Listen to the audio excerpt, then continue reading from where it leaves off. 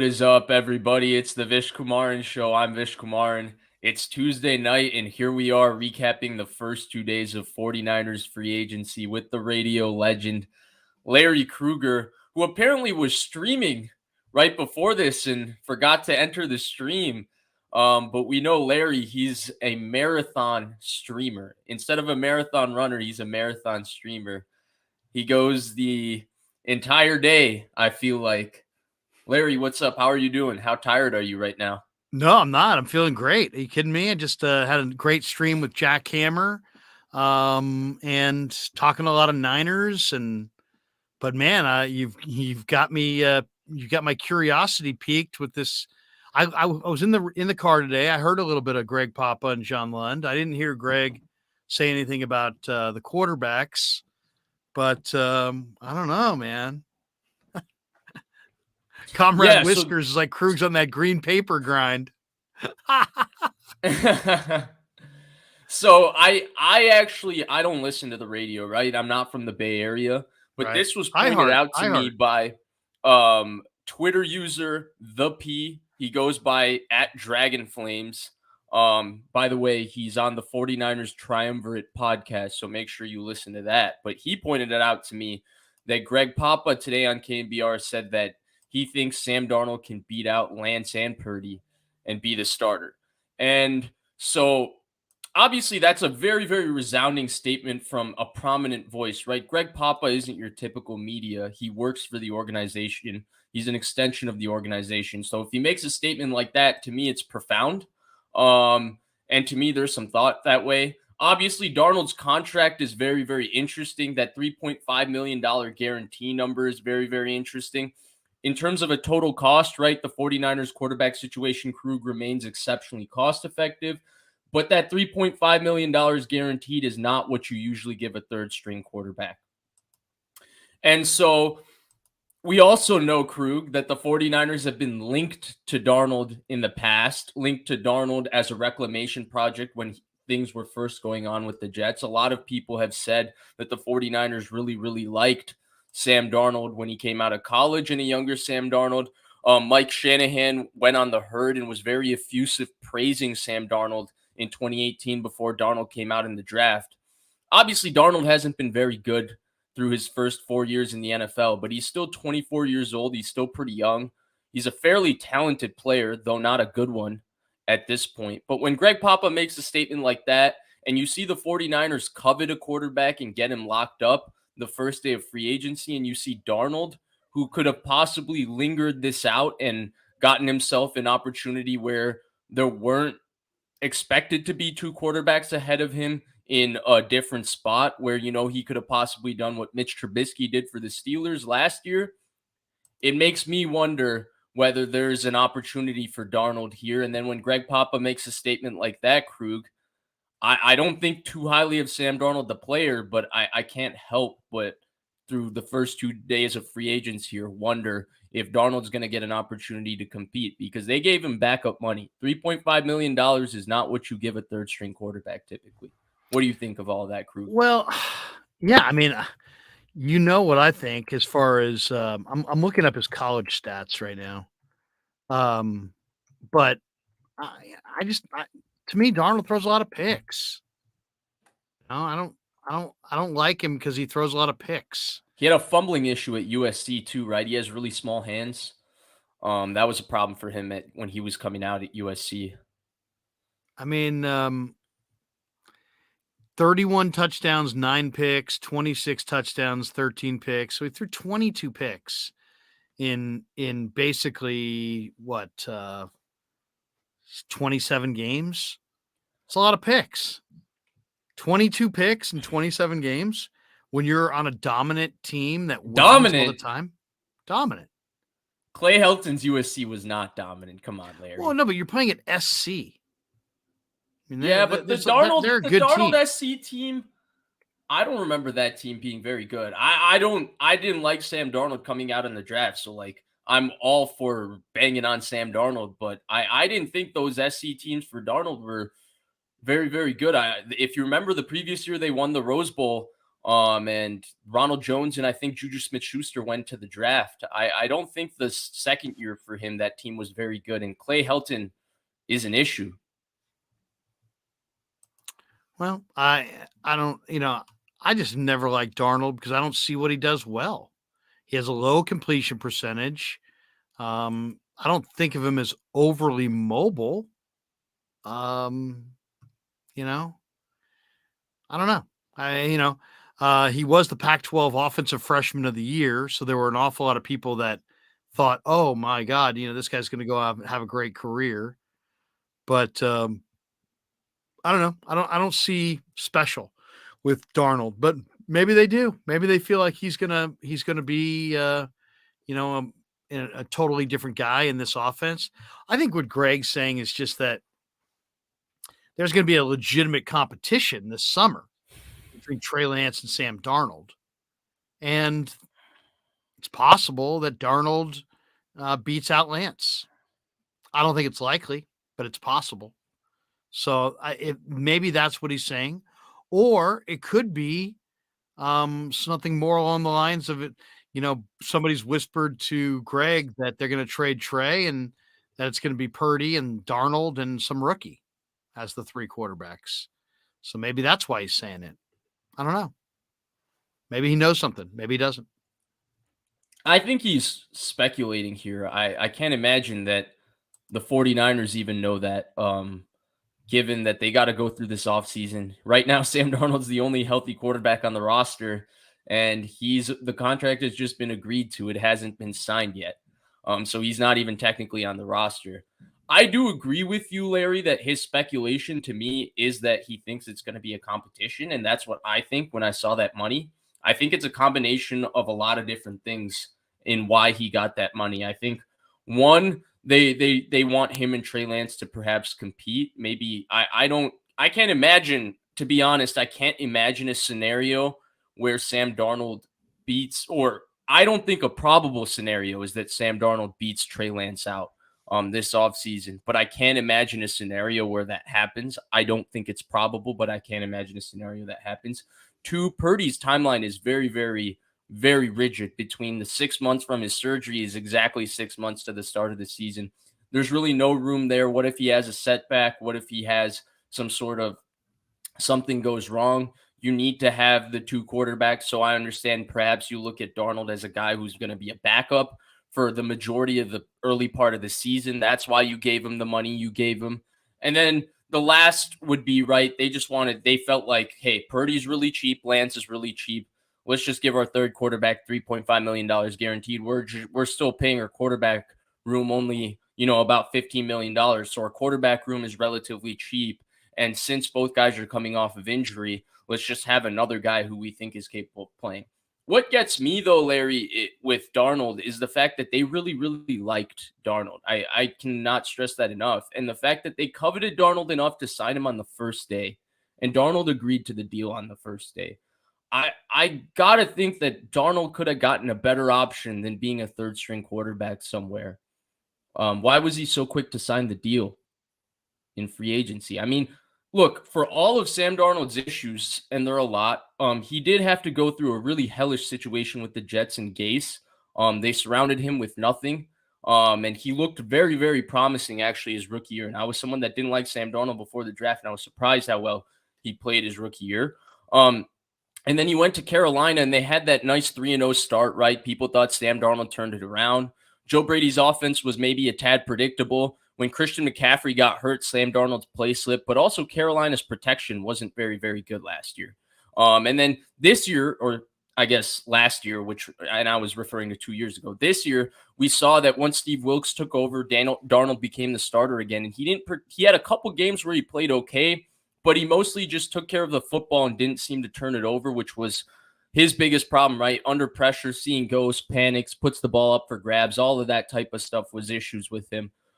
He didn't seem to do that, and he played pretty decent on a run-heavy Carolina team at the end of last year. So again, if we're talking about Darnold as a good quarterback, I don't think so. But if we're talking about, Mitchell Trubisky getting what he got from the Steelers last year, or Baker Mayfield is projected to get $10 to $12 million, or something like that when he's eventually signed. I think Darnold could have gotten money like that. The fact that he signed on the first day with the 49ers makes me think he's going to have a chance to compete. And the one thing I'll say about Darnold, to leave before I give you the floor, Larry, is that if there's one place he can succeed, it's this one.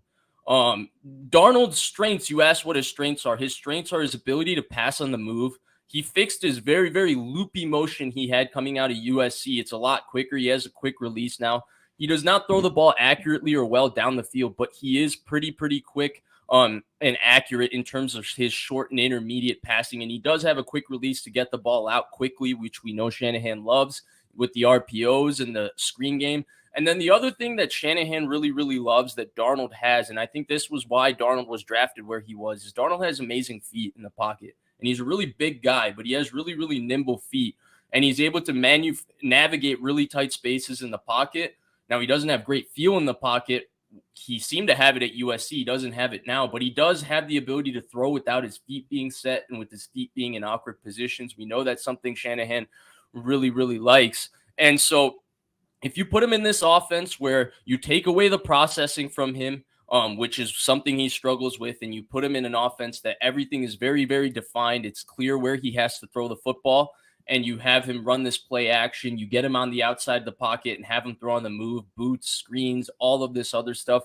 I do think if there is a scenario that Sam Darnold is going to be a successful quarterback in the NFL, it's in the one I just laid out. And it would be with this offense and this weapons. Now, do I believe that scenario is impending, Larry? The odds say probably not.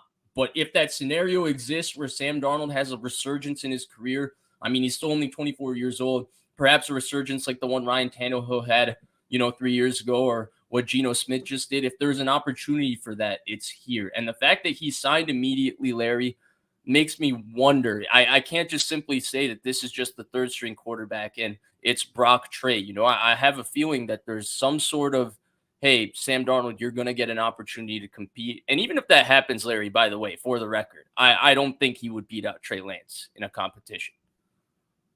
Well, I don't know. Trey's so raw and he needs so much work on his throwing that I think anything's possible as far as that goes. I just look at Darnold and I'm thinking, okay, there's just way too many negative plays. He's played 55 career games. Okay. 55 career games. In 55 career games, he's been sacked 143 times. So that's almost 3 sacks a game. Then you go back to fumbles lost and interceptions. He, in 55 games started, he has 68, a combination of 68, either interceptions, 55, or fumbles lost. And if you want to say interceptions or fumbles, he's got 90. He's got 90 interceptions and fumbles in 55 games. So way too many turnovers, way too many sacks. Now, this last year, he did, if you look at his record, he played right away, went 4-9 with a bad Jets team in 2018, went 7-6 with a better Jets team in 2019, went 2-10 with the Jets in 2020, went 4-7 with Carolina in 2021. Last year, he went 4-2. And if you look at his 5 years in the NFL, 4 of those years, he's had double-digit interceptions. He had 15, 13, 11, and 13. Last year, now granted, it's 6 games, but he only had 3 interceptions. And he had far and away his highest quarterback rating.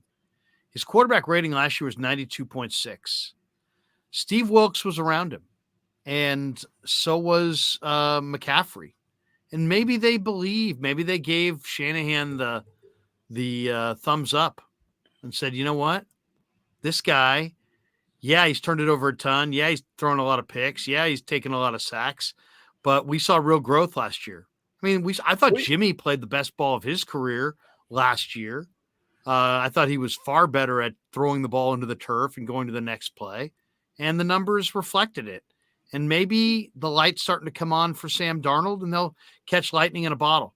Or maybe he just had a good little 6-game run and the guy that we saw turning over the ball religiously at SC and earlier in his career is just moving west, so I don't know, but it is interesting that they had an internal connection there with Steve Wilkes, right? Because Wilkes, even I think without Wilkes, though, for they were sure connected to Shanahan him. talked to Wilkes, right? Even without Wilkes, though, they've been connected to him so many different times in the last 3 years.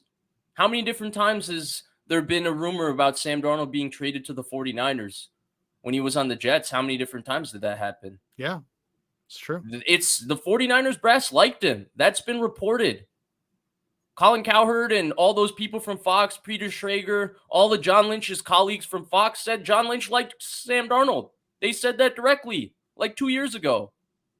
So they like him. There's no doubt about the fact that they like him. I agree with you on the player. I don't know if he can turn it around. He's not been very, very good. He's also been in a very, very crappy situation. And we did see you with Daniel Jones, for example, right? Daniel Jones was as horrible as Sam Darnold was pretty much for the first part of their career. Now, I like Daniel Jones' talent a little better than Sam Darnold's. I'm not going to lie there. But I'm just saying you put a little bit of structure around the guy and he improves, right? Alex Smith, the first part of his career, no structure, nothing to work with. I mean, how bad was it with Matt Rule? They fired him mid-years. But the first time he had structure in his career was with Steve Wilkes. He didn't have it with Todd Bowles his first year. They fired him. He definitely didn't have it with Adam Gase. And then it was a mess with Matt Rule as well. And he played okay.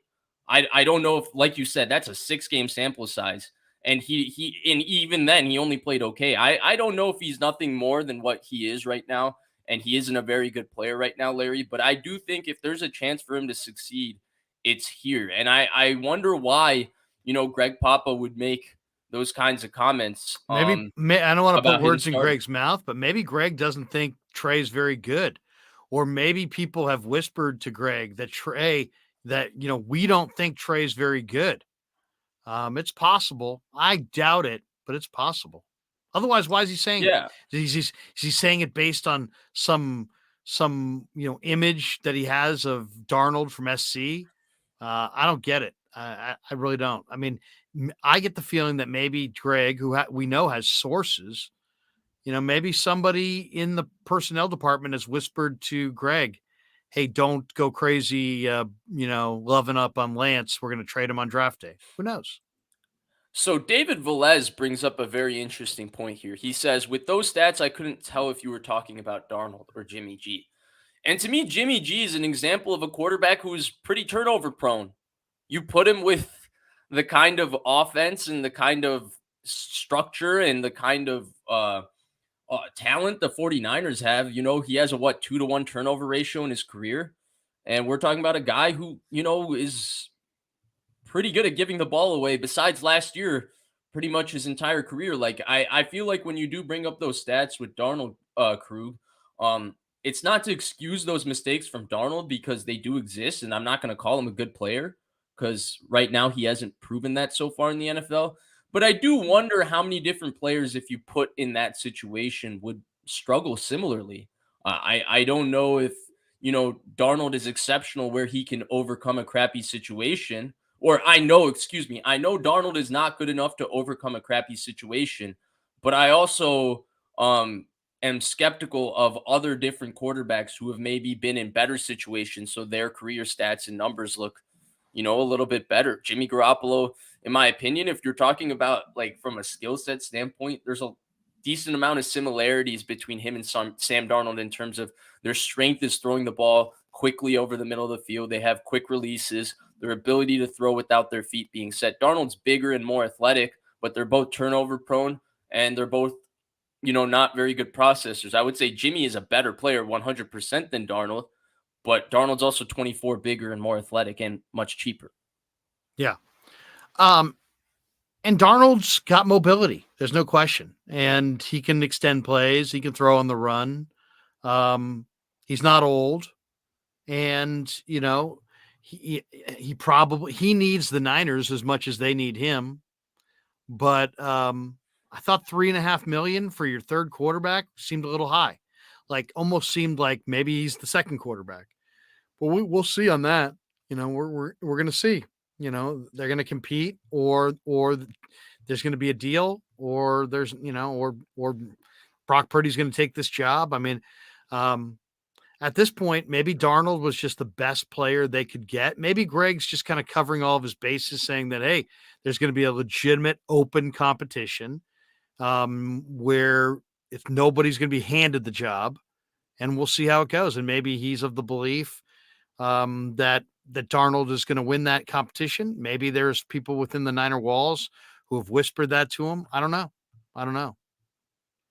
Yeah, the last thing I will say, Larry, is the one part of what you said that I disagree with, because I do agree with everything else you said, and I don't necessarily think this means much more than it is, because, right now, again, he's the only healthy quarterback on the roster, and he hasn't even put pen to paper.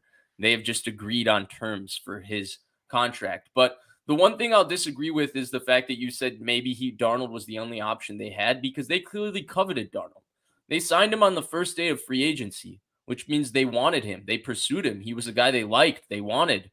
You don't go sign a quarterback on the first day of free agency unless that's the quarterback you wanted. And they got a guy who is more talented than a third quarterback. Whatever you want to say about Sam Darnold at 24 years old, he was the third pick in the draft. He played enough last year to prove that he is, one of the 60 best quarterbacks in the NFL. So he should be quarterback 1 or 2 on most teams. The fact that he came here to what should be or what's likely to be a third quarterback role, again, it's hard to imagine. Again, it's hard for me to imagine, even though Greg Papa says it, for him to unseat either Lance or Purdy. It's hard for me to really wrap my brain around that scenario right now, because I just feel like both guys have shown enough glimpses of potential in the little we've seen them that they both should get just a little bit of a long run, whoever's healthy between them, to see what's going on. But the fact that they signed him on the first day, it makes me wonder, because they definitely coveted him. We know they've liked him in the past. And so I think there might be a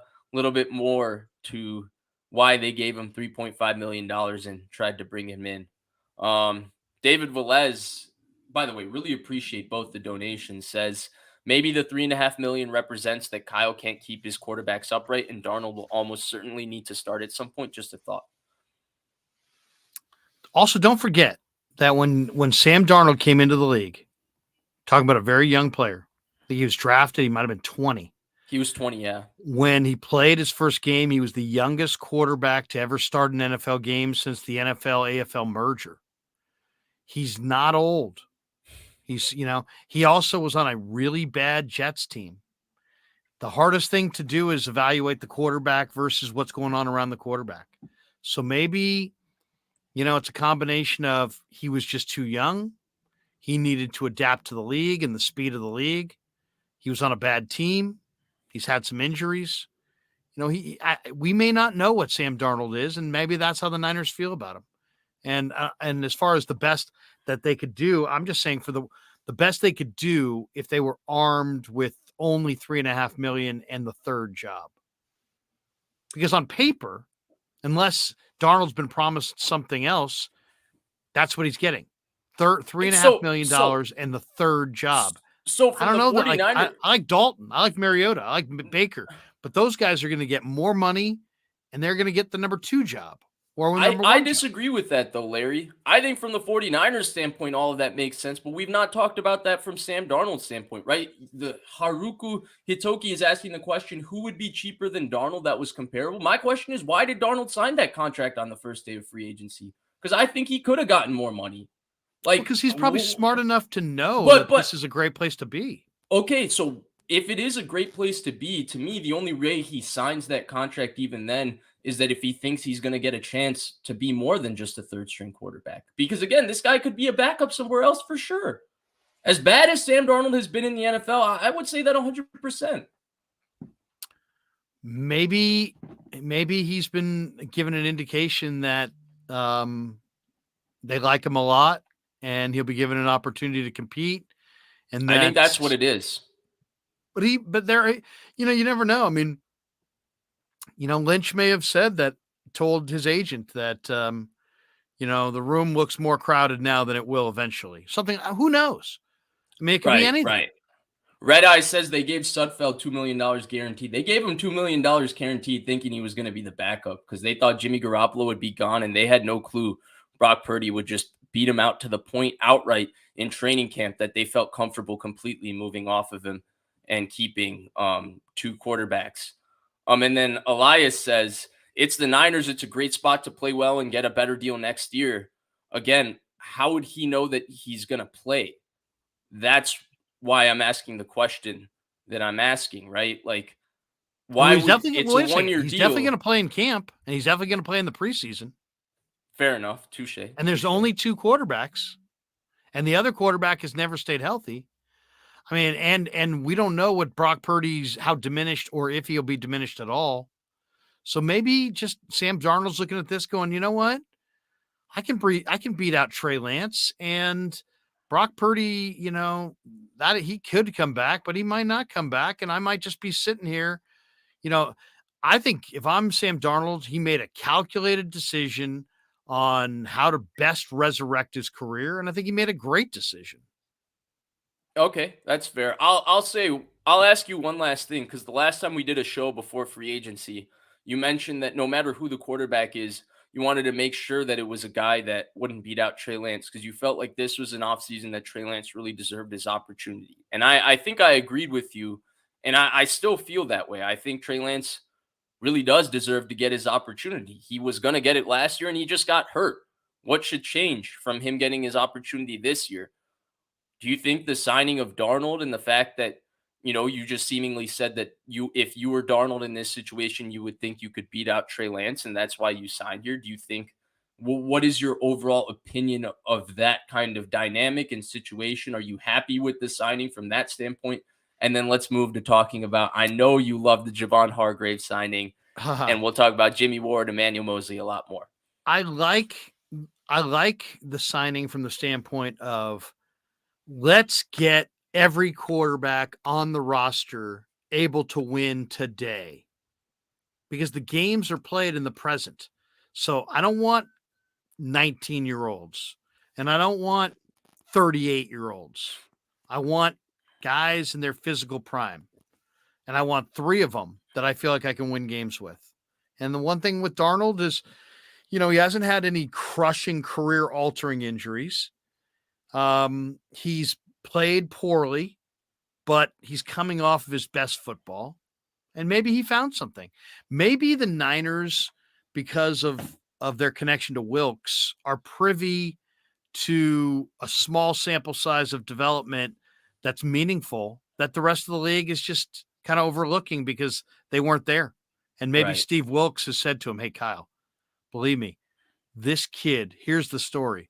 This kid never, you know, was into it and just kind of got by on his gifts. But we talked to him and we got him straightened out. And, you know, he was doing this and this and this at the end of the year, and he was seeing it better, and he was leading our meetings, and the players really like him. And whoever gets him now is going to get the best of Sam Darnold, and, you know, something along those lines. And Kyle says, you know what? Let's do it. Let's do it. So I think it could be the case. It also could be the case that they might really think highly of him, and they may be open to trading Trey Lance. And based on what I heard from Lynch at the Combine, that's to me, if the Niners trade Trey Lance, I cannot sit here and go, I'm shocked. I'm absolutely shocked, because what Lynch said in Indy didn't sounded like he was getting ready to trade him to me. Yeah, and we've discussed that obviously. We've discussed it. And nobody agrees with me, and that's fine. But if it happens, then just remember where you heard it.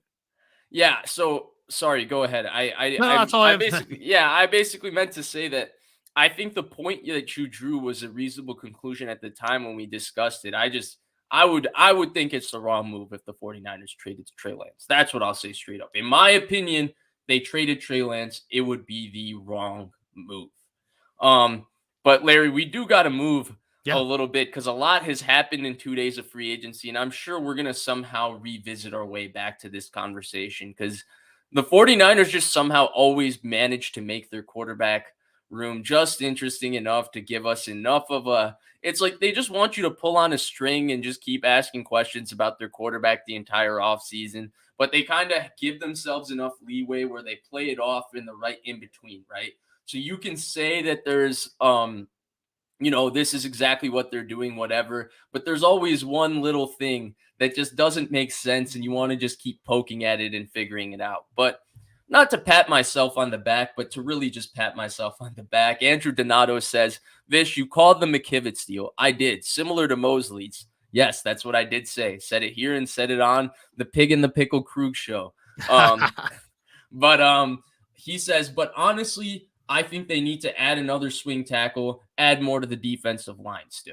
So, Larry, before we get into the specifics, right, like Javon Hargrave and a few others here, let's start off with the fact that, they obviously extended a few of their players. They brought back Jake Brendel. They extended Colton McKivitz to split that restricted tender in half.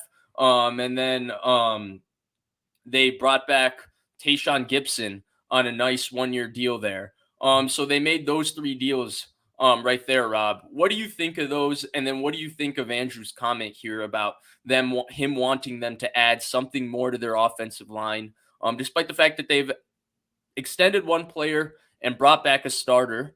And then what do you think of also his comment in regards to the defensive line? As we know, their one big bite at the apple was on the defensive line, and we'll get to talking about him in a little because I know that you love that guy. But Krug, what do you think? Well, Brendel, it's just really hard to find a good center. And he's a guy who's a leader. He's a Pro Bowl alternate. They got a pretty good deal on him. He played very, very well this year. Continuity is important on the offensive line. It's important overall on the offense. So I like the idea of promoting from within for Brendel and Colton McKivitz. I don't know if McKivitz will be given the right tackle job or if they'll bring in other people to compete with him and Jalen Moore, but I like that situation. If you have a Colton McKivitz, now you can probably get a better deal on another offensive lineman in free agency. You can always find somebody in the draft. So I think there's good, they're going to have 4/5 of the same line they had last year, and that's going to give them some continuity. So I like that. And as far as what was the other question? Oh, Gibson. I think that Gibson makes sense too, from the standpoint of look how young their secondary is suddenly. Womack, Afonga, Ambry, Lenore, Quantrez. It's a young room. And so you need a deep, they're going to play a lot. Wilkes can play a lot of cover 3, and Gibson's going to hang in that deep middle, and they're hoping to put a lot of pressure on the quarterback. And Gibson's thinking, you know what? I'm going to get a bunch of picks. He's got 31 career picks. He's a productive ball hawk back there, and he's a leader. So I like it. I like Gibson. I mean, I think I would definitely bolster the secondary, on more than one occasion in the draft. That's probably, but I think, that's another reason why Gibson's so valuable, because you're going to have literally 6 or 7 guys who are really young players in the league, and you don't have Mosley anymore, and you don't have Jimmy Ward. So you need to have some veteran leader who's a great, heady, smart football player, and Tayshaun fits that bill. That's a great point. I never thought of it that way. I did think bringing him back was pretty safe. He's a very, very steady player who had a very steady season. He just does his job, and he just knows how to do his job at a high level, and he understands how offenses are trying to attack him.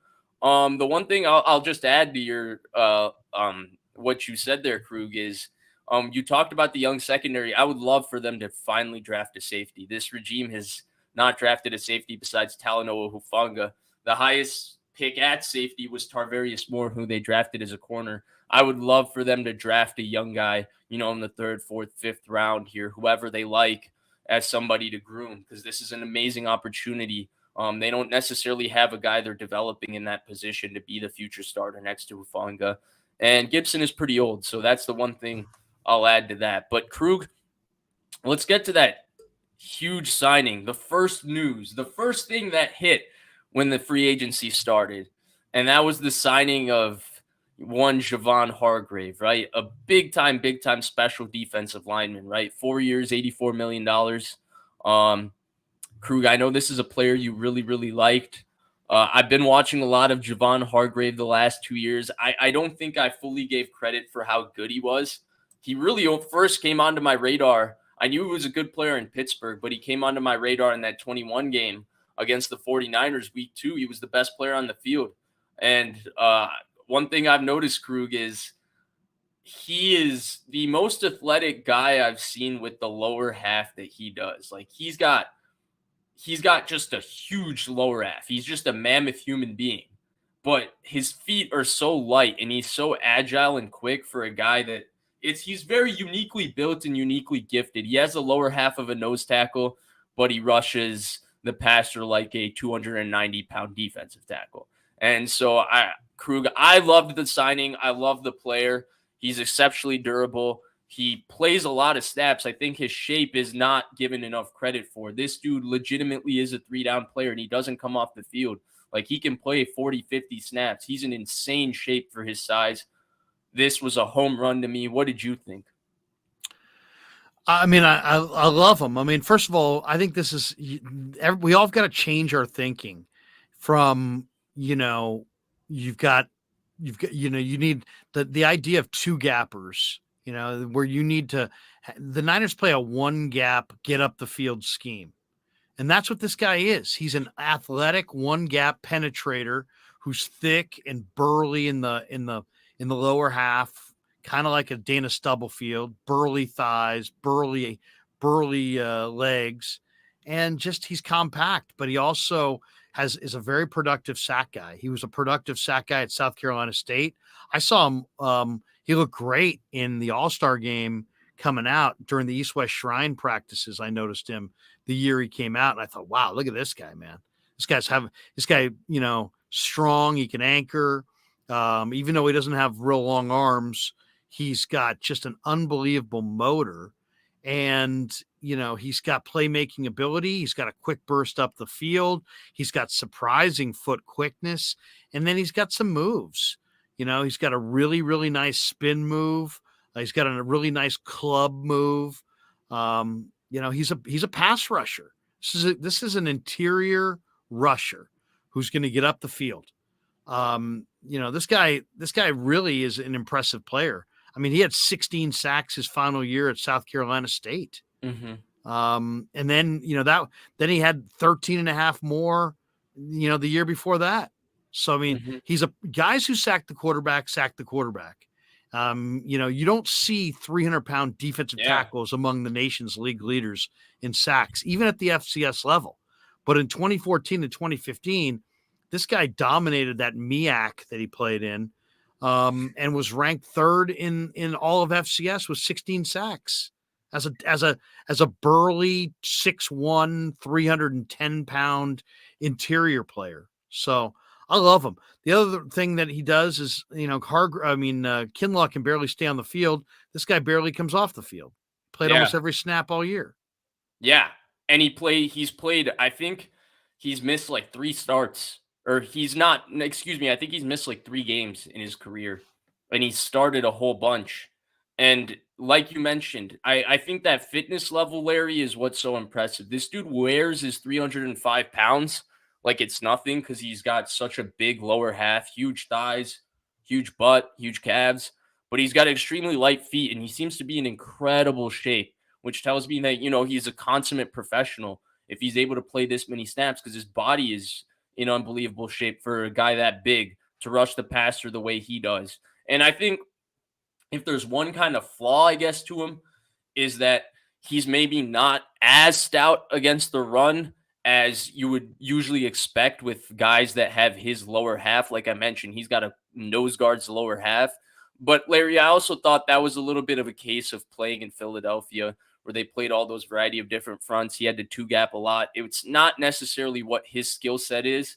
You put him in this defense and ask him to do what DJ Jones was doing. He can take on double teams with the best of them. He can shoot gaps with the best of them. He's a dominant force as a pass rusher. It's an absolute home run signing, Larry. I don't usually like when, I don't necessarily always compliment when you go sign a big name, because sometimes I feel like the big name can be a little bit overrated. In this case, Larry, I thought he was worth every penny. And I think we're seeing this offseason. Nate Tice, Mike Tice's son, who's who works for The Athletic. He's obviously incredibly smart. He pointed out that we're seeing this offseason with Sexy Dexy Dexter Lawrence getting the money and Christian Wilkins getting the money.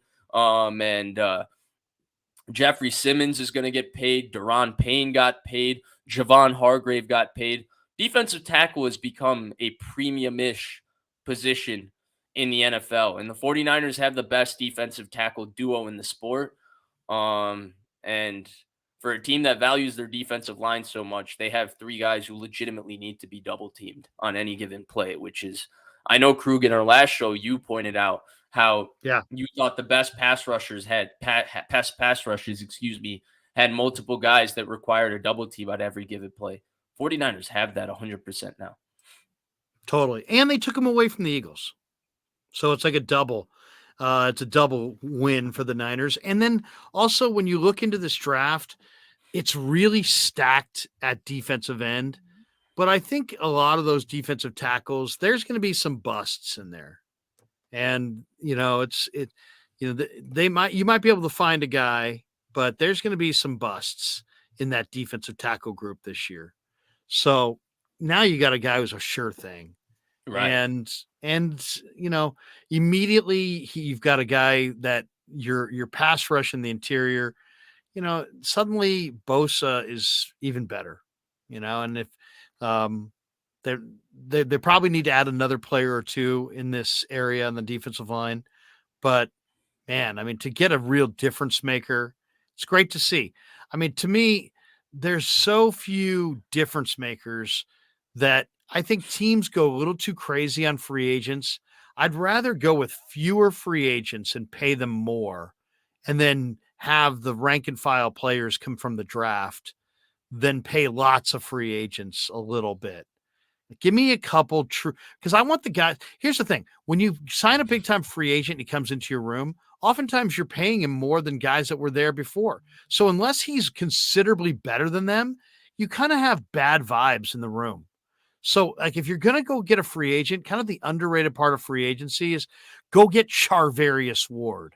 Why? Because no Niner corner in-house is going to be able to say, hey man, I should have gotten that money. No, you're not as good as him. And then the same way, no Niner, Kalia Davis and the other D linemen are not going to be like, Javon Hargrave's not worth that cash. No, not even a chance. Where if you do get guys, let's say you get a guy and he's a little bit better than what you got, but you're paying him a lot. Now it's like, hey man, I should be getting paid.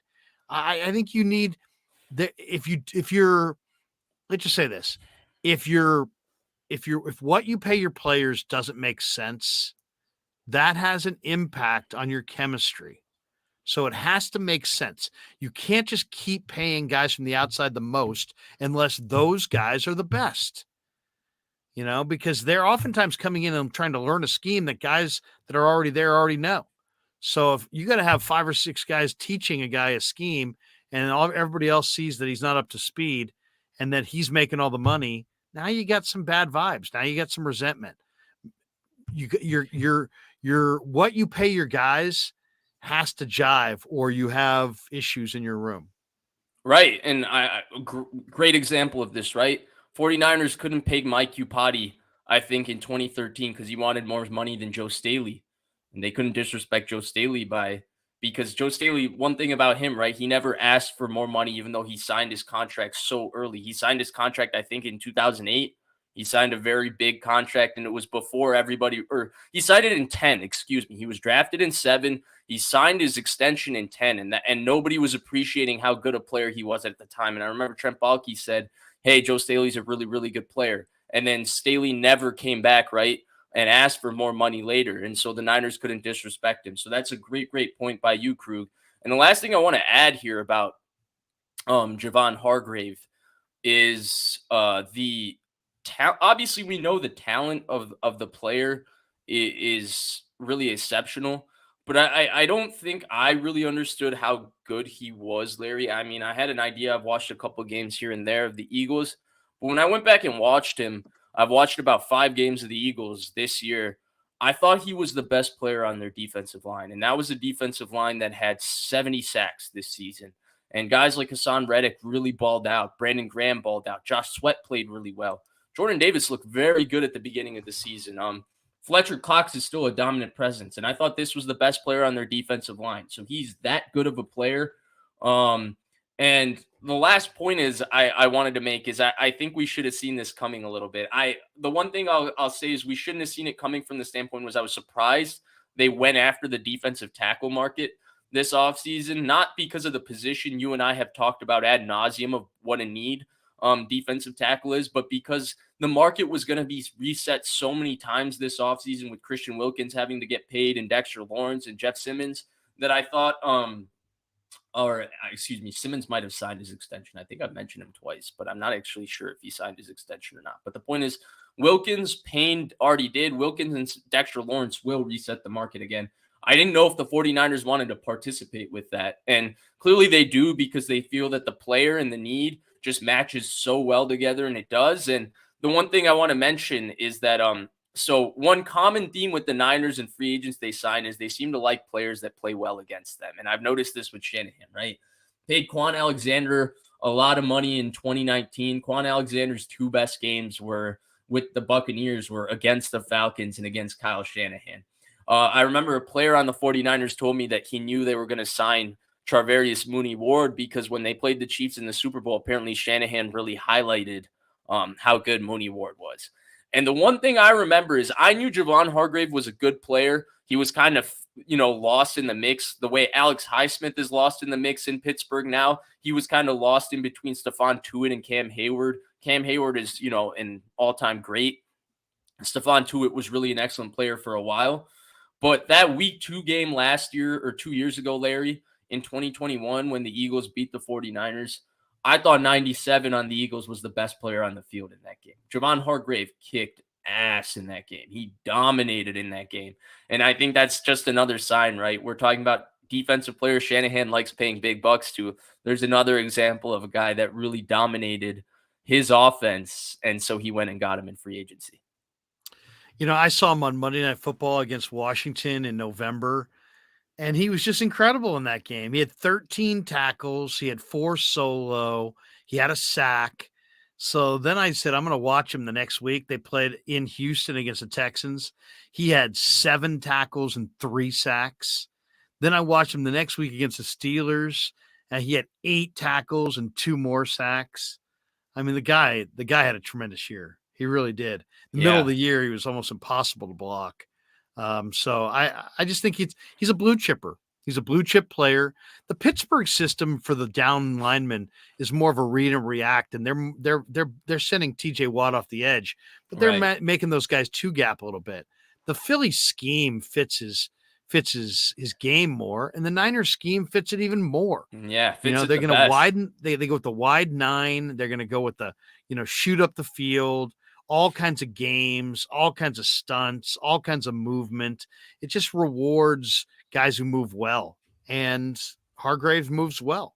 And he's replacing a guy in Kinlaw who moves so poorly that it was just and he was so bad against the run. I would say Hargrave's going to be better against the run and the pass than what Javon was. He's a perfect fit to do what DJ Jones did in this defense. He's just a better player across the board than DJ Jones. And he's just got the body, right, to just be a one technique and a shade one. Look at his legs, Krug. Look at his butt. The guy has a huge lower half. He's just naturally huge, and he's so athletic. He's so nimble and agile for a guy his size. He's incredible. And I thought the last thing you mentioned that was great is his hustle, right? Chris Kasarik loves his defensive linemen, who run down the field, run down screens, all of that. This dude does that. Like, he's really an amazingly conditioned athlete. He plays so many snaps. I don't think people realize this dude is legitimately a 3-down player. He does not come off the field, and he plays every game. Like, in terms of a signing for the 49ers, if Javon Hargrave was, 26 years old, that's the only thing I would want to change, because everything about the player, he's durable, he's produced every season, he's improved in every season. He's in his prime. He's athletic. He fits a need both in the run and the pass. He solves an issue for them both in the run and the pass. And then he seems to be the consummate professional. Like, the shape he is in is fantastic. The guy plays every single snap for a guy that big. That's not common. DJ Jones didn't used to play that many snaps for the 49ers. Yeah, no, this guy's, it's a tremendous pickup. It really is. And that's why they're paying him 20+ million. And more than anything, I also like it because it goes with the trends of the game, which are that the trends of the game are that teams are passing more, and they're passing more every year. And so, yeah, there's Jonathan Hankins types, and there's Javon Kinlaw types, and there's these guys that don't give you much as a pass rusher, but give you a lot as a run defender. But those guys that's like a totally secondary. That's a less valuable deal now. Every guy on your D line's got to be a pass rusher. I think I saw this when the Eagles won the Super Bowl a few years ago with Nick Foles. Right. They every guy on their defensive line was a pass rusher. And then when you have that just makes it, you're just putting a lot of pressure on the opposition. This year they got 70 sacks out of their from the Eagles overall had 70. A historic number. I mean, only the 85 Bears and like the Vikings of the late 80s with Millard and Dolman and the Henry Thomas ever had more. And Hargrave was a big part of that. So I think it's a slam dunk. It gives them an interior rusher, and I think it makes them. They still need more help up front, but now they've got a guy who has to be doubled. Glass half full guy says, how do you guys see Becton, in a possible Kinlaw spot? He's been injured recently, but I'm somewhat intrigued. Krug, what do you think of that? He's the biggest, most dominant physical specimen at right tackle in the league today. He just hasn't come of age. I would make that trade in a heartbeat, and I think Mekhi Becton could be a revelation. I mean, whoever can get him healthy and get him playing, you may be looking at the dominant right tackle of his era. I mean, he's just a absolute behemoth of a man. Yeah. Who has good feet, moves well, but he's had some knee problems. Yeah. And maybe got some weight problems. That you got to get him corralled. But I mean, I love the idea of having that kind of a dominating presence. Be almost like House Ballard from the Bills back in the day, or he might be the biggest offensive lineman in the entire game. And in a way, it's a fair trade because you got one D lineman with a knee problem, you got no lineman with a knee problem. Both guys have underachieved. Both guys have a world of talent. In a lot of ways, it would be like, hey, great change of scenery trade. I think Zeus Brown is the biggest. So I think he would be second, but you're absolutely right. Is he bigger than this guy? I don't think so, man. I think so. I think Zeus Brown is 6'8", 380, right? Talking about Orlando? Yeah. No, this guy's bigger than Orlando. You think so? Yeah. I mean, I would just look it up. Let's look it up. Let's invite them to the show. Where are they? Yeah. Stand in front of us and show us how big you are. Orlando Brown. So Orlando Brown is 6'8", 340. 340 does not seem right for Orlando Brown. Mekhi Becton. Okay. 6'7", 364. I doubt Orlando Brown is 340. I don't remember him weighing 340 at the combine. He's 34 pounds lighter than Becton. He's just a tall drink of water compared to Becton. Becton's pushing that guy around easy. Fair enough. They're both behemoths. You're right. They're massive human beings.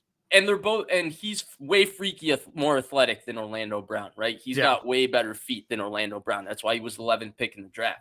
Now, the issue is, why would the Jets have any interest in Javon Kinlaw? They have one of the deepest defensive tackles rooms in the sport. Franklin Myers is really, really good. And Quinnen Williams, when we're talking Jeff Simmons and Chris Jones, Quinnen Williams is in that conversation. He's just an unbelievable player. I think it would be an absolute steal for the 49ers if they pulled off this trade now that they've signed Javon Hargrave. But I don't know if that one really makes sense for the Jets. And then, of course, we've got the injury issues surrounding both guys, which means that this could be a John Baldwin, AJ Jenkins trade for both teams, meaning it doesn't work for either one. I did a video on it today on the Krug show about what I see as the potential options for trading Kinlaw. And I basically looked at two groups, the group of teams that are listed as needing a defensive tackle and the group of teams that has a fifth year, a player that they're not picking up the fifth year option on either, that they might consider swapping for Kinlaw. And it's a pretty interesting list. It's a good little video. All right. Make sure you check it out at the Krueger Show, sponsored by Pig and a Pickle. I think Forktail Devil P38J. What a name there.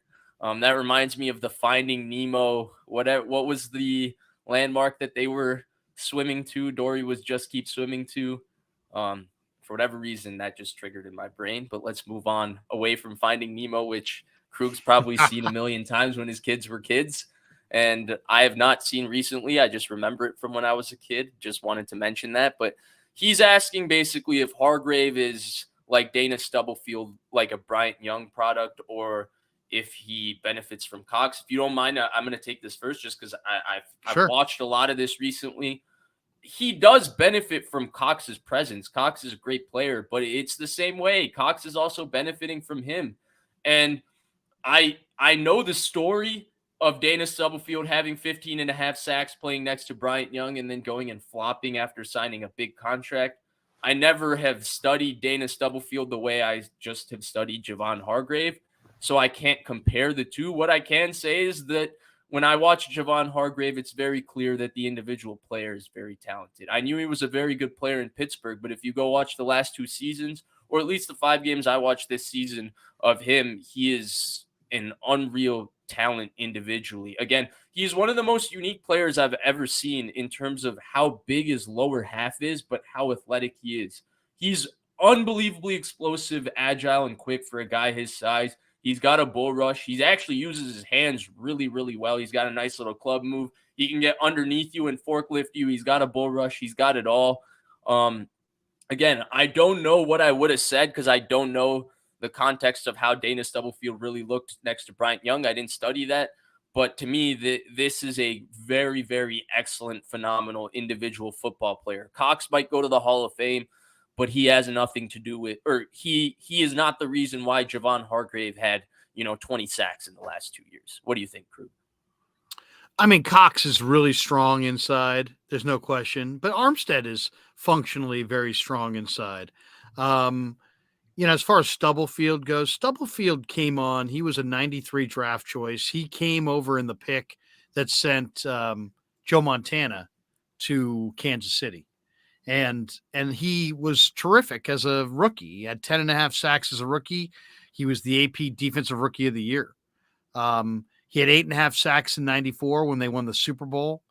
He had 4.5 sacks in 95. Still playing at a really, really high level. 96, he only had 1 sack, but he was still strong against the run. 97 was his bust out year. He was the AP Defensive Player of the Year, and he had 15 sacks, and that was his age 27 season. And then he left the Niners and went to Washington and played on a line that had Big Daddy Dan Wilkinson, and he just never was the same there. I mean, 1.5 sacks, 3 sacks, 2.5, 4, 3, and then he finished up actually with the Niners and Raiders in 01 and 02.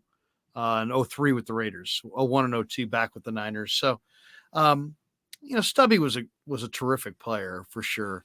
But I mean, ultimately, Hargrave's the pass rusher. Cox is more of a bull rusher. Hargrave's has movement ability. He's more like a young Stubblefield. Stubblefield carried a little bit more weight, I think. Stubblefield this athletic? Yeah. Oh, yeah. Stubblefield was really athletic. Really athletic. But this guy, I think, stayed in better shape longer. You know who he kind of reminds me of, but he's bigger than this guy, but similar build. And maybe it's because he wears 97 too. He has definitely a wider, a bigger lower half than this guy. But Geno Atkins, great player at Florida State. Loved him. Great player for Cincinnati. Yeah. But Hargrave is kind of unique to me, actually, because I don't think I've seen anybody that's built the way he is move the way he is. Like, really, he is kind of an anomaly in terms of how uniquely gifted he is as a pass rusher. Yeah. He's got an ideal build. You want that lower body thickness, but with quickness. Right. And he's stout. He's really strong. That's kind of why Kalia Davis is so exciting. Kalia Davis is this guy in a lot of ways. He's he moves incredibly well, and he's 295 pounds. I mean, he's cooking. Kalia Davis is cooking. Wait until you see him, man. I can't wait now. He is fast. 808 Niners says, if they can get Becton for Kinlaw, Larry will light the beam. What is the beam that you're going to light? Oh, he's joking because my brother's a Kings fan, and my brother's always sending me text, light the beam. I'm like, fuck you and your beam. I don't want to hear about light the beam. I'm a Warriors fan. Light this. Warriors are taking the Kings down in the first round of the playoffs.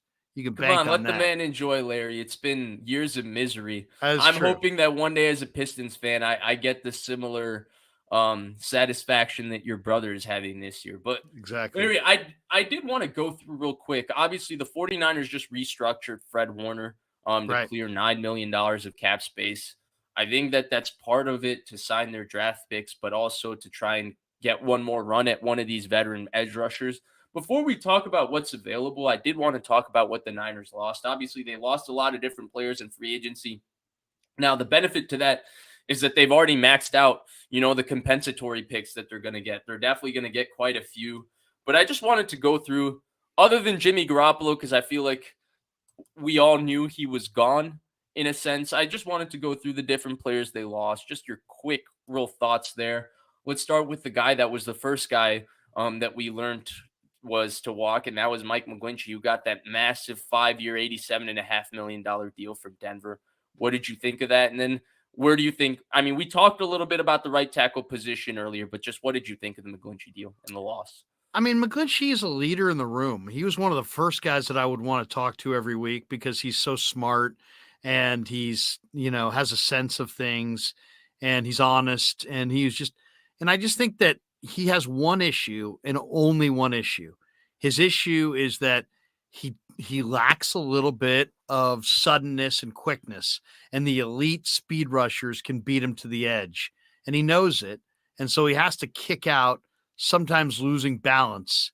And then he's susceptible to the right hand club because he's got to kick out so aggressively to get out there that he loses balance. And you saw Parsons club him, and now McGlinchey's like parallel to the ground. So I think that in a nutshell is his problem. He's strong enough at the point. If you bull rush him, he can hold up.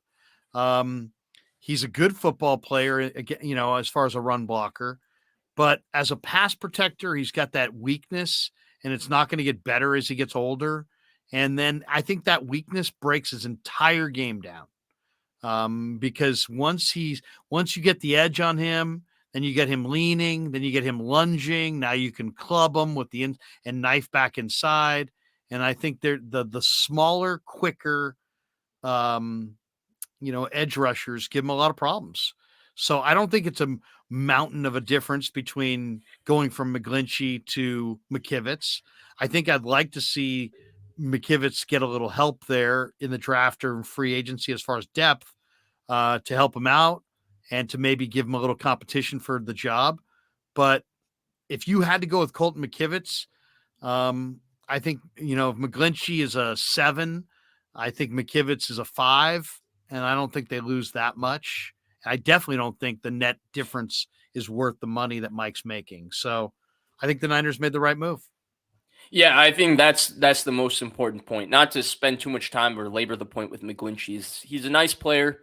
He's an average, right tackle in the sport. I do think he did lose a little bit of value as a run blocker, but he did improve a little bit as a pass blocker this year.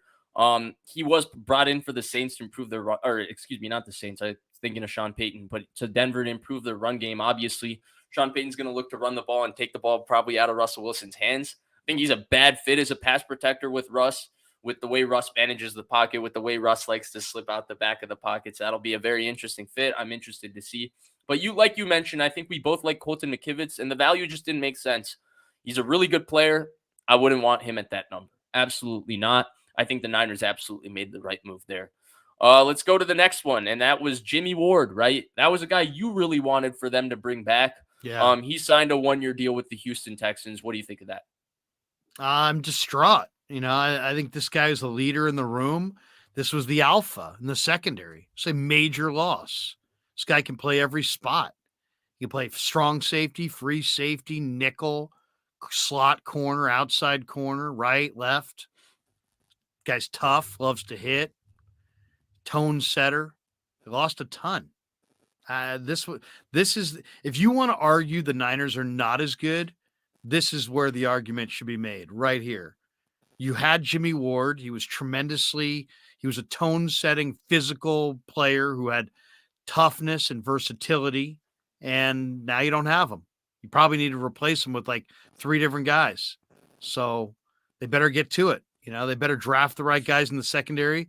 They better sign a guy in free agency, because you lost a major talent in your secondary and a ton of leadership. And the fact that the whole free safety versus the nickel, he wanted to play free safety because of the money, but he's a corner.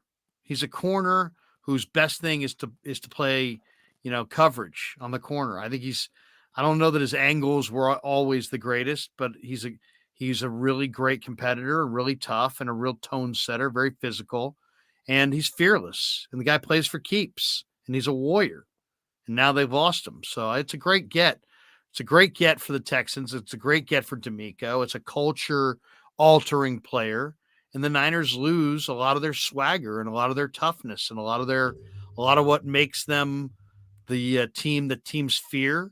They lost a lot of that when they lost Jimmy. I'm not being over dramatic. I just understand the value of this player.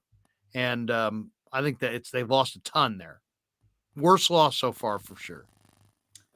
So I'm a big Jimmy Ward fan, similarly to you, but I felt like, as much of a tone setter and as good a player as he is, I felt like it was the right move to let him walk, given where his age is, and given the money he got. They've spent some, level of investment in Sam Womack and Diamador Lenore. Someone's going to have to fill in that nickel spot. Someone's going to have to play outside. I think a lot of people assume Womack is going to be the nickel.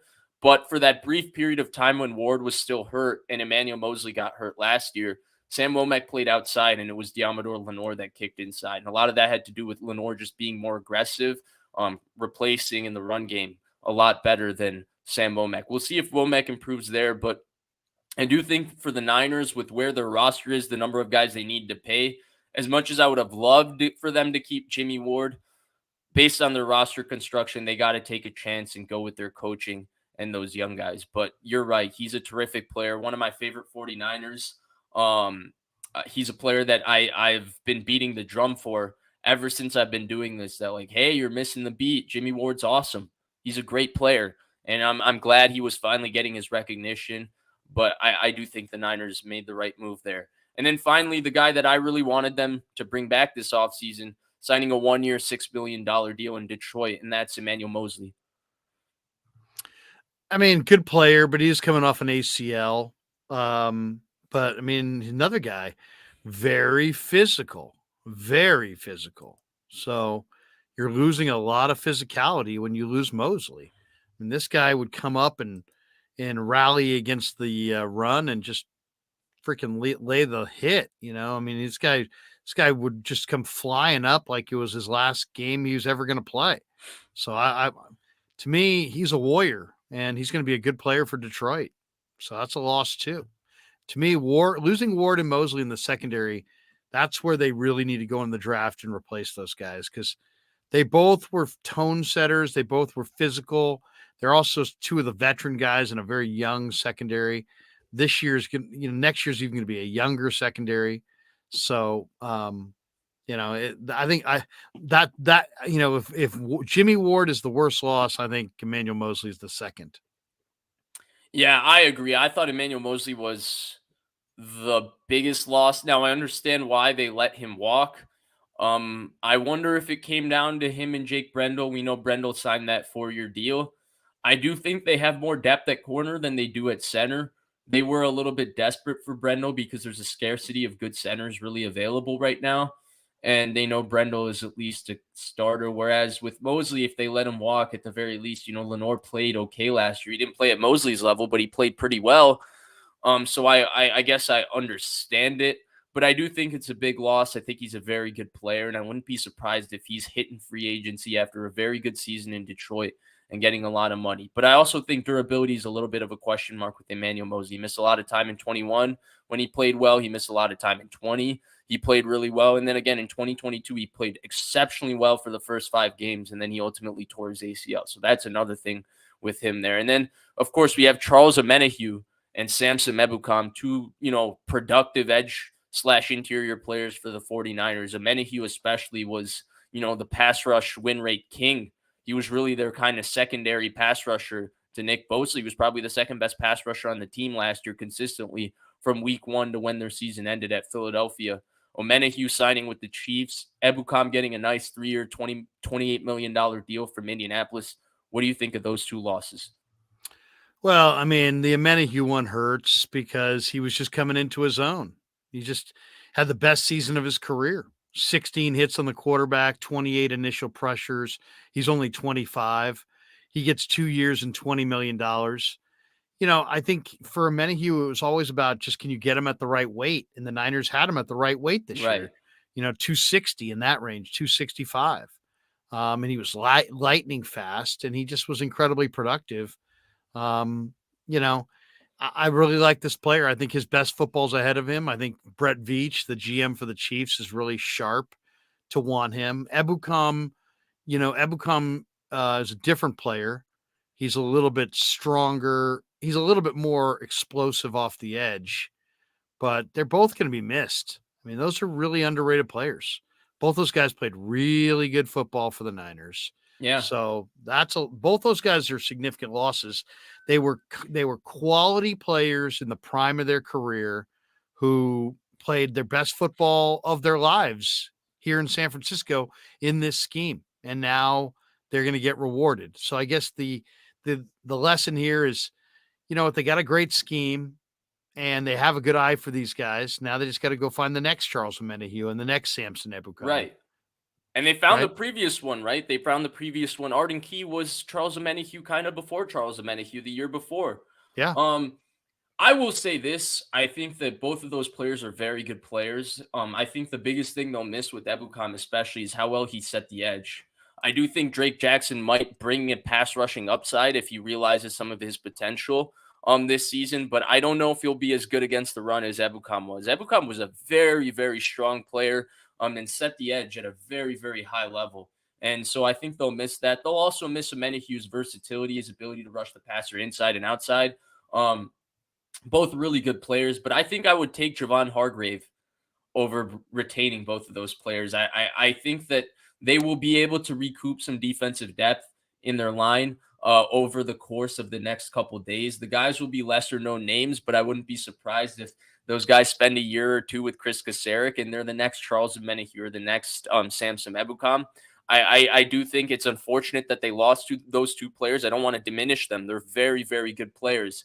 But I do think, with Bosa, Armstead, and Hargrave, there's a few other guys that you can plug in that have the right talent, and you put them in this scheme with this coaching that can be quite successful. And so I'm very appreciative of the compensatory pick both players provided. But I think, again, Larry, you're absolutely right. They are good players. The 49ers do need to replace them. But I don't necessarily look at them as massive losses either. But Larry, let's move forward a little bit in free agency, right? We're through 2 days. The Niners have been pretty aggressive. One of the biggest myths that's always perpetuated is that they're not an aggressive team in free agency. In fact, you could argue sometimes that they're too aggressive, right?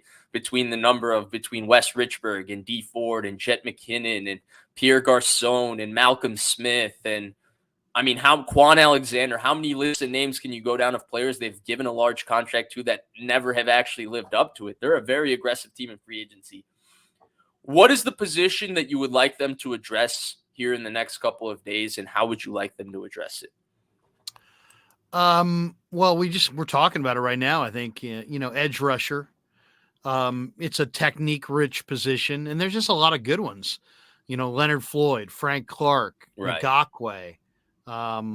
Marcus Golden, good player. Arden Key just signed, by the way, with the Tennessee Titans. Right, I saw that. Rand Carthon. There's Dante Fowler. You go further down the list. Jason Pierre-Paul's still playing pretty good football. Go further down the list than that. It's Jordan Willis is still out there. I think I'd like to see Jordan Willis come back. Jannard Avery is a pretty good player. I kind of like Justin Hollins, who played at Green Bay this year. He played at Oregon. He's a 27-year-old edge rusher. So, there's some guys there. And we mentioned before, it's a great edge rushing year in the draft. So I would look there.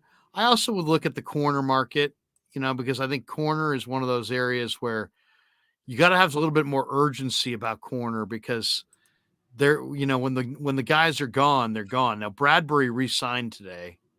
And there's a number of the top corners are off the board, but Shaq Griffin's still there. Ronald Darby's still there. Marcus Peters is still there. He's a Bay Area Ronald guy. Darby went back to Denver. If he did, I didn't see it. It's not on this list. This is pretty up to date. I'm sorry. They released him. Sorry about that. I mixed up news. Isaiah Oliver from Atlanta is not a bad corner. Rock Ya-Sin from the Raiders is not a bad corner. Byron Murphy from Arizona. Sean Murphy Bunting, who's now just Sean Bunting for Tampa. He's a damn good player. Right. So I think I'd like to see them go there. Right. And I thought the biggest value signing of the free agency was the Tampa Bay Bucks signing what was very similar to the Niners signing Mooney Ward last year and Jamel Dean. Jamel Dean is a very, very good player. And they signed him back for like 4 years, $40 million that I thought was a very nice bargain in there. I actually wouldn't mind seeing – I don't care if they go corner necessarily as much. I guess I have faith in the Lenore, Mooney, Ward, Womack trio. I wouldn't mind if they addressed corner in the draft and just get another young guy to add to this room to be grooming as a future starter. And maybe I guess you're right that they probably should go veteran, given that they've had to have Janoris Jenkins play snaps at times and Josh Normans and the Drake Kirkpatricks. It would be nice to have a veteran backup that's a little bit more steady, so they're not going to the practice squad market the moment they have one injury. I guess I agree with that, so I'll change my tune mid-sentence there. But I'm with you on edge rusher. I would love for them to bring Jordan Willis back and just start accumulating depth at the position. As much as I would like them to get an Ngakoue or a Zadarius Smith or a Leonard Floyd, all terrific players, I think between Hargrave, Armstead, and Bosalari, I think they can afford to just go to the value rotational signings and go with the value guys and Drake Jackson and see what happens, because I think they got three players that are so good and so overwhelmingly good. There's not maybe as much of a need to spend so much to get that fourth guy in an Ngakoue or something like that. They might be able to balance out their roster a little bit better if they have some rotational pieces. It's a rush and cover game on defense. Just remember that. It's a rush and cover game on defense. So that's what it's all about. It's not about run downs and that kind of thing. It's about how much rush can you put on the quarterback, and then how many coverage guys can you have on the back end that you really believe in. There's a couple corners that are lowly rated that I think would be great too, like Rashad Fenton, who played for Kansas City and then got traded to Atlanta. I really like him. He's going to be relatively cheap. David Long, who played with the Rams, I think he's a pretty good player. He's, way, way, way down the list. Trey Herndon is a guy they're talking to right now from Jacksonville. He's kind of a slot corner. I think could be a good option. So there's some options, but corner and edge rusher would be where I'd be looking. Yeah, if you're talking about slot corners, I mean, Troy Hill is available. He's a veteran player who's, okay. And then you're talking about talented players. I mean, Mike Hughes is going to be available. I like Mike Hughes, former number one pick. Right. Byron Murphy is not necessarily a fit for this football team. I don't really think, but he's a nice player from Arizona. So there are guys. I don't know if there's guys that necessarily make sense for them from a value standpoint, right? Like, how much money do you really, really want to spend if the guy's going to come in and compete with Diamond or Lenore, right? And a lot of these guys we're talking about I don't know if they come in and definitively are the starter on the other side of Mooney Ward, their competition. Okay, someone put in the comments that Byron Murphy signed with the Vikings. Good to know. I didn't see that. But yeah, either way, I didn't look at Byron Murphy as much of an option. But so you want them to go corner or edge rusher. Do you have any concerns on adding another offensive lineman here, or would you prefer them to go offensive line in the draft? No, I like offensive line as well. I mean, now you're not looking for an interior. You're looking for, you're looking for a tackle, or at least somebody who you think can play offensive tackle. So that's a little different than the interior. I kind of like Nick Allegretti from the Chiefs, but he's more of an interior guy who can play a little right tackle. This is the challenging part, because the tackle market is just so difficult. That's why I think they went with Colton McKivitz and signed him so early, because they do know that it's a very difficult market. I don't see there's a lot of names out there, but there isn't anybody who can really play. I mean, there's guys who've struggled to play, but I'm looking like Billy Turner might not be bad as a 31-year-old kind of journeyman. George Fant. I'm not a George Fant guy myself. He played well a couple years ago for the Jets. I don't know how he did this year, but I know a couple years ago he played. I like Yosh Neiman from Green Bay, and I like Udo from Minnesota, and those guys could potentially be good. But I think I'd rather fill that spot in the draft. I love the idea of Yosh Neiman, by the way. I think that's you've had a lot of pretty great calls, but I think that's one of your best calls this offseason, because he's not necessarily a guy that just comes in as a starter, but he's a young enough guy that has enough talent to be a starter. And now you're adding a little bit of competition between him and Colton McKivitz. And both guys in different type of ways have the potential to be the starter at the right tackle position. And Yosh Neiman does bring a little bit more athletic upside than Colton McKivitz, but then Colton McKivitz brings a familiarity to this scheme and assignments that will make a difference. I think ultimately we're going to be hard pressed finding someone that at this point in the market or where they are in the draft that's just going to come in and be definitively better than Colton McKivitz. But I think Neiman would be a great option as a guy that would be an amazing swing tackle backup, but also it would be like the Niners when they had Sean Coleman. Now that never worked out, but they got a talented player for cheap as a backup player that could have developed to a starter. Unfortunately, he got hurt in the COVID year. He sat out and all of that. But I love the Yosh Neiman idea. That would, if there was one tackle that I would want them to go after in free agency with what's left, that's the guy to me. Yeah, I mean, I'm also looking at the guard list. I mean, Tom Compton would be a nice addition. He's a 33-year-old player who's played tackle and guard. He's played everywhere. That would be a good one. Trying to think if I see anybody else on the list that I think has the ability to play outside. It's really difficult because, it's two totally different jobs in the NFL now. The guards have to be enormously strong, but the tackles have to have tackle feet. If you don't have tackle feet, you just get crushed. So, yeah. I mean, I like Allegretti as a guy who can play, maybe a little bit of right tackle in a pinch, but he's much more of a guard. But yeah, those would be my two favorites, Nick Allegretti and Yosh Neiman. Yeah, I'm with you on the Neiman. Larry, it feels weird. It's an hour and 23 minutes, and somehow on a day where there should be more to talk about than the other days when you and I talk for 2 hours, I feel a little lost for thought here. Is there anything more that you want to mention, or should we call it here? Well, I mean, it's interesting. There are people, I mean, I'm reading on Niners Nation, an opinion article saying that the Niners ought to trade for Lamar Jackson. I don't see Lamar getting traded. But we've already done that discussion, haven't we? I think we've covered everything. Right. The one thing that we haven't covered is there anybody that you see gaining tremendous momentum in this run for the Super Bowl? And just from, I mean, obviously we're studying the Niners more than we're studying the other teams, but is there any is there anything that's happened in free agency on the first 2 days that swings the power or make in any direction or makes one team? I think the Niners kind of get the biggest push with the addition of Hargrave when you consider how good they were. I like what the Chiefs did. Like the power pendulum has already swung in their direction, right? And they won a Super Bowl with a roster with a bunch of rookies starting, right? Because they had to assess through the draft. Now they're sitting here with 2 first-round picks. I loved the signing of Javon Taylor. He's a perfect fit for them in terms of a tackle that's maybe a little bit suspect in the run game, but phenomenal in the pass game.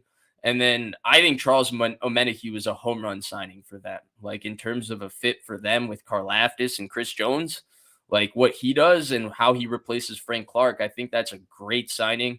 I kind of like what the Lions are doing. That was the other team I was going to mention, but you said Montgomery. Super Bowl run, Larry. I like David Montgomery in Chicago, and he went to Detroit. Yeah, so I would have mentioned them as well, but then you mentioned Super Bowl run. I don't know if I'm ready to go there when Jared Goff is your quarterback, but I love the signing of Cam Sutton, Emmanuel Mosley. I like David Montgomery, though. Watch out, Larry, because the guy that's going to start running the football in Chicago is a better runner than David Montgomery. Khalil Herbert. Yeah. Fantasy football owners, pick up Khalil Herbert this offseason. That's definitely a guy. But yeah, the Lions do look very, very good. They're going to probably have the best offensive line in the NFC next year. Decker's good. Ragnow might be the best center in the sport. Penei Sewell is a kick-ass right tackle. So they're going to be a very good team, but I'm still kind of skeptical of Jared Goff. I am too, but I like, the NFC's lean, and I kind of like the momentum that the Lions are showing. It's getting worse, man. It's getting worse and worse. More players are leaving the NFC. It's unreal. Yeah. No, it's true. It's unreal to me. It just keeps getting worse and worse and worse, right? I mean, Jalen Ramsey leaves the NFC. Aaron Rodgers is about to leave the NFC. Maybe Aaron Donald at some point. Right. Yeah, and Elias underscored 22 points out. The AFC is loaded, and it keeps getting better. It's unreal. It's unreal. It's lopsided right now. The Niners really got to think that they have the best team in the NFC by far, and they've lost quite a few people this offseason. That's crazy. That's crazy. And we don't know who they're... We didn't really talk about Al-Shaair leaving. Al-Shaair leaving is a big hit too, even though... I think we expected that, though. You and I have been talking about him leaving and Marcelino McCrary-Ball being the guy that we think will ultimately win that job for like 5 weeks now. And we're in March, so you can imagine when we started talking about that. Did anybody sign Robbie Gould yet? Let me look that up. Because that's Did you see Matt Gay's contract, though? Thank God they didn't give him that money. What did he get? He got like 4 years, $22 million, something ridiculous. Something ridiculous. Nobody signed Robbie Gould. Thank you, that is a lot. All right, Larry. What a show. Thank you so much. Everybody, please make sure you're liking and subscribing. Hour and a half. Hour and a half. I think we should do this. Gamecock and Hunting, before we go, he's giving us in all caps, so I got to take this seriously. He says, do y'all's research on Tackle McDaniels out of UNLV. Tell Kyle to draft him. Day one starter. I will check him out. I don't usually study offensive linemen. I'm not going to lie before the draft, but I'll check him out, and I will check out the research of the people who actually, give good analysis on offensive linemen, because I don't. But Larry, what do you think? It's a hard group to judge.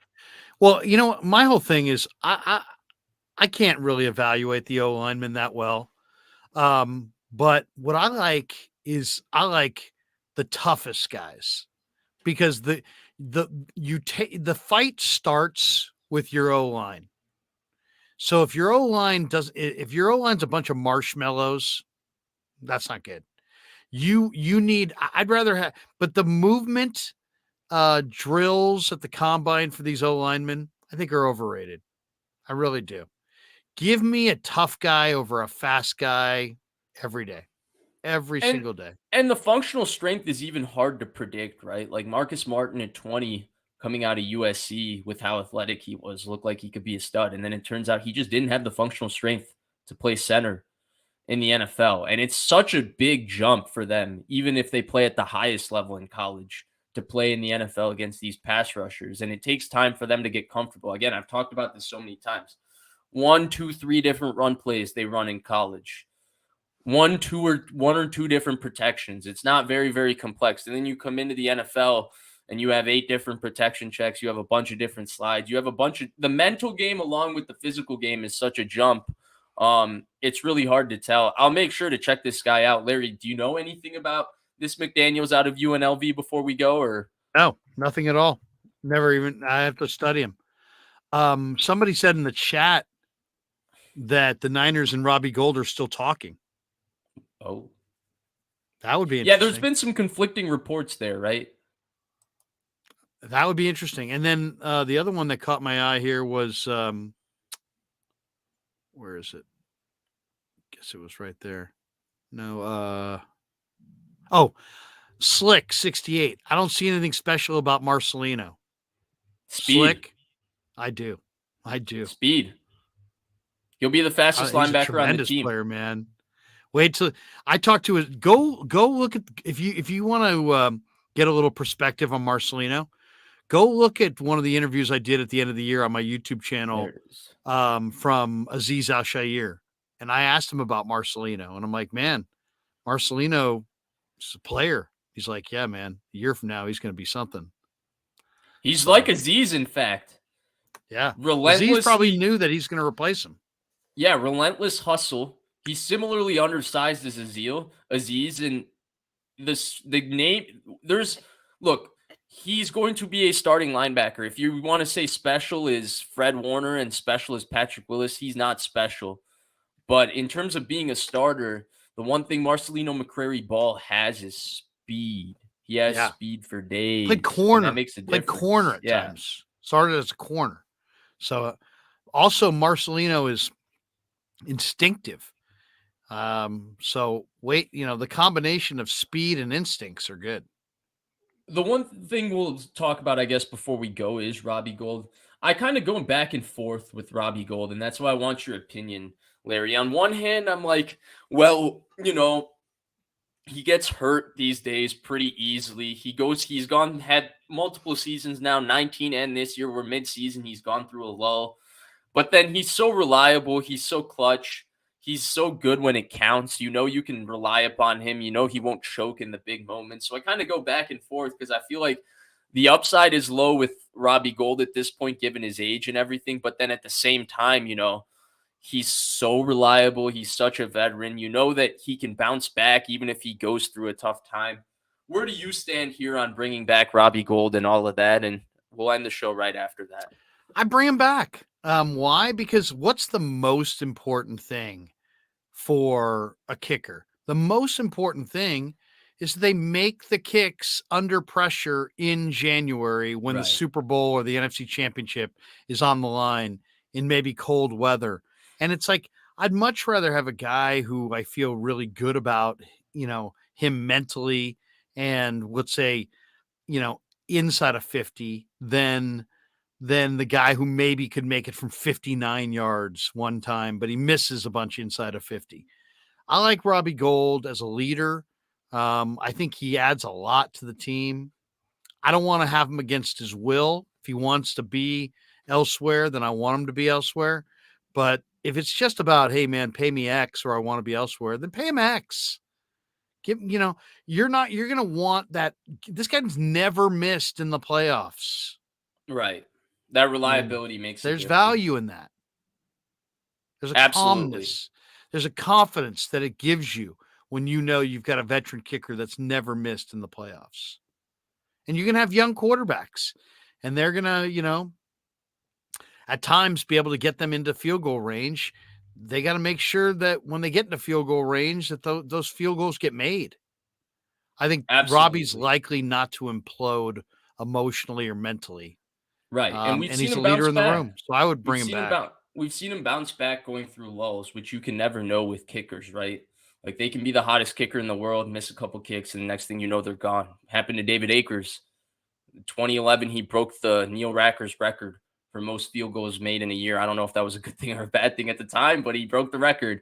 And then in 2012, they had Billy Cundiff signed on the 53-man roster in the playoffs because they didn't trust David Akers. And, there was Asante Samuel talking a lot of smack to him and all of that. But we don't want to go back to there. We don't want to talk about David Akers. That's the show, everybody. Make sure you're catching Krug Show, the Pigs and a Pickle Krug Show. I will be on there. I will be on there 5:30 Pacific, 7:30 Central on Thursday. Hopefully there will be more movement in free agency for Larry and I to talk about then. I'm not 100% sure about my streaming schedule at the moment. Make sure to stay tuned to the YouTube community tab on my channel. If you like, subscribe, share. If you subscribe, you can go to my channel on your computer and go to the community tab. I usually post when I'm streaming and what I'm doing then. Otherwise, thank you everybody for watching. Be sure to like, subscribe. Be sure to subscribe to Larry. And I will see you on Thursday at the Krug Show. And we will see you next time here at the Vish Kumaran Show. See ya.